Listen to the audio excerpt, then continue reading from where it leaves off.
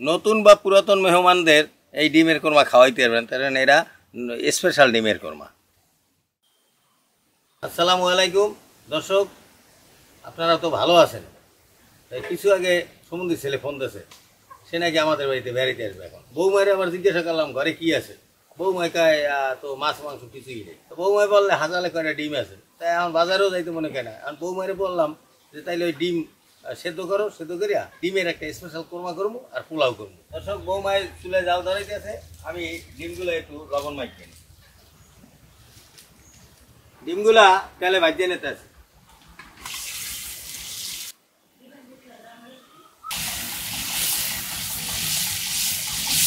আমি ডিমের কোরমা করবো আর তুমি পোলাওটা করবা। হালকা ভাজিয়ে নিছি, এখন উঠে গেলাম।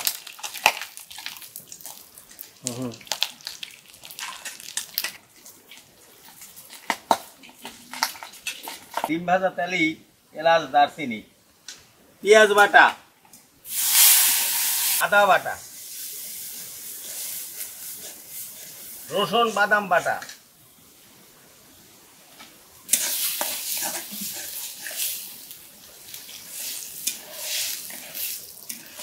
কয়টা কাঁচামরিচ, টক দই,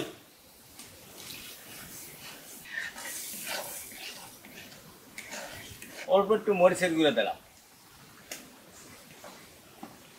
জিরা আর ধনিয়ার গুঁড়া, স্বাদ মতো লবণ,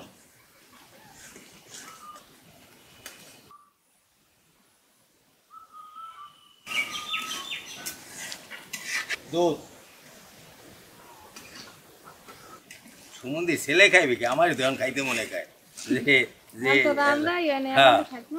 না, রান্না তো হয় নাই, কিন্তু এখনই খাইতে মনে খায়। মশলা যে কষাইলাম, ওই পোলাও চালটা রেডি করে আনো। আজকের এই ডিমের স্পেশাল কোরমাটা দুধ দিয়েই করতে আছে, খাঁটি গরুর দুধ। চিনি দিলাম,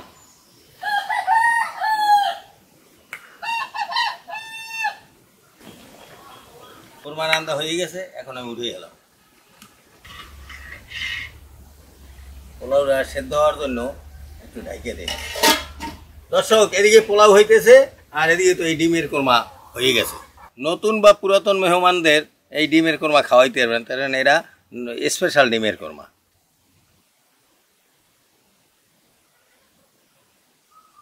এখানে চুলার উপরই খাও আরো কতক্ষণ, তা আরো ঝুরঝুর হইবে।